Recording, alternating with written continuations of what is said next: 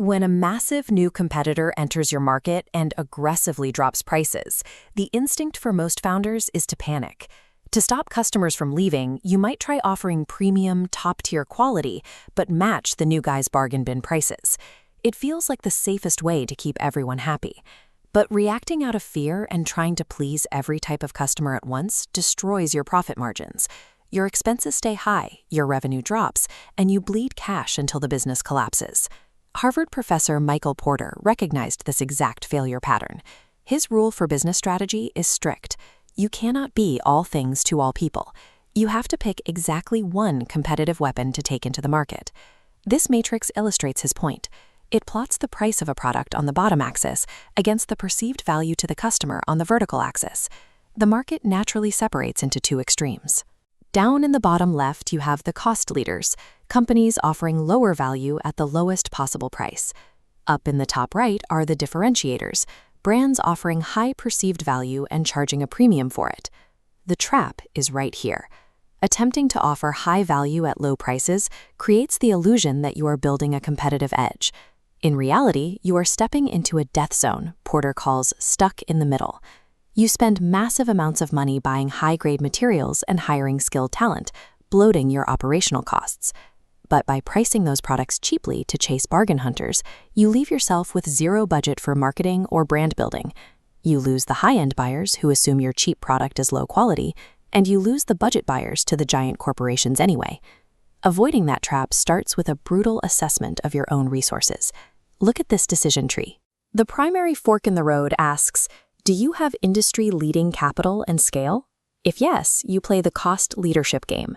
Many business owners hear cost leadership and assume it means price leadership, just randomly slapping a discount on your product to beat competitors. That assumption is entirely wrong and deeply dangerous. Cost leadership is an infrastructure strategy. It requires enormous upfront capital to build highly automated factories. It requires buying raw materials in such massive bulk that suppliers are forced to give you extreme discounts. And it requires aggressive, lean manufacturing practices to eliminate every drop of waste. This chart compares standard operations against a cost leader. The goal isn't necessarily having the cheapest price tag on the shelf.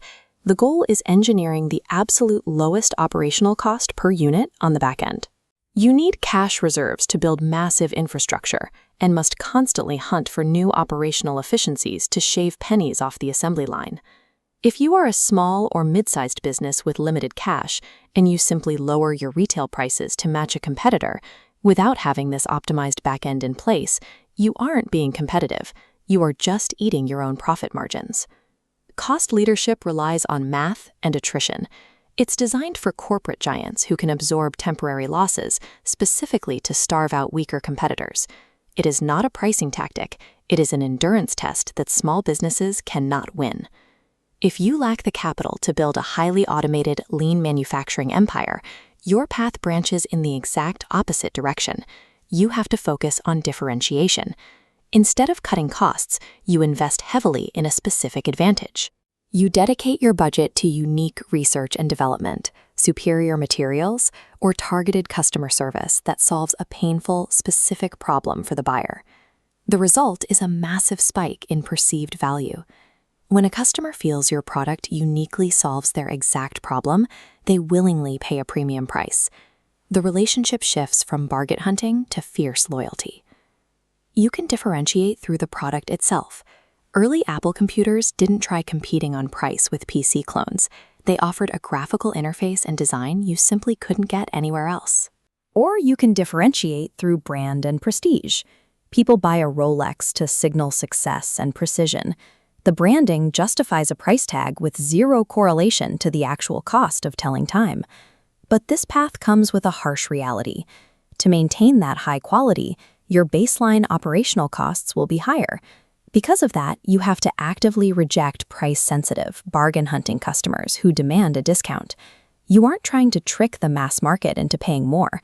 You are cultivating such specific loyalty from a targeted group that your price tag becomes irrelevant to them. Let's look at how this plays out in reality. Siam Express was a mid-sized Thai logistics company delivering general parcels. They were comfortable until foreign giants entered the market, spent billions on automated sorting hubs, and dropped the delivery price to 15 baht per box. Siam Express made a fatal error. They tried to hold on to their mass-market customers by lowering their own prices to match, but their absolute lowest back-end cost to deliver a box was 17 baht. They drove themselves straight into the death zone. Because they were losing money on every order, they rushed deliveries. Drivers made mistakes. Goods were damaged. The mass market hated the service, and the company bled cash. To survive, they executed a focus strategy. They abandoned the broad parcel market to the foreign giants. Instead, they retrofitted their remaining fleet into temperature-controlled delivery trucks. They targeted a highly specific audience, medical clinics and laboratories. These clients needed blood samples and vaccines transported at exact temperatures within a 4-hour window. If a cheap delivery service ruined a blood sample, the clinic faced a massive lawsuit. The stakes were incredibly high. Because Siam Express solved a critical, high-stakes problem with total reliability, the clinics were happy to pay 300 baht per trip. Look at this dashboard tracking their pivot. The blue line is their total shipping volume, dropping rapidly, but the green line shows their margin per unit. Their total delivery volume plummeted by 80%. They had to watch their old competitors take thousands of daily orders. However, their profitability per trip absolutely skyrocketed. By giving up the mass market, they became indispensable experts to a very small group. Escaping the death zone required the discipline to drastically shrink their total addressable market to multiply their actual profits. Knowing the theory isn't enough. You have to look at your daily operations right now and see if your actions actually match the strategy you think you're playing. We can audit your business right now using this 5-point scorecard. Question 1. Are you reducing prices out of fear without actually having the lowest back-end costs in your industry? Question 2. You might think your materials are premium, but do your customers actually perceive the difference enough to care? Question 3. Are your internal metrics aligned? If you're building a luxury brand, you can't reward your purchasing team for buying the cheapest possible parts. Question 4. Do you have the nerve to say no to customers who demand steep discounts? And 5. When competitors look at you, do they fear your low prices, or do they fear the intense loyalty of your buyers?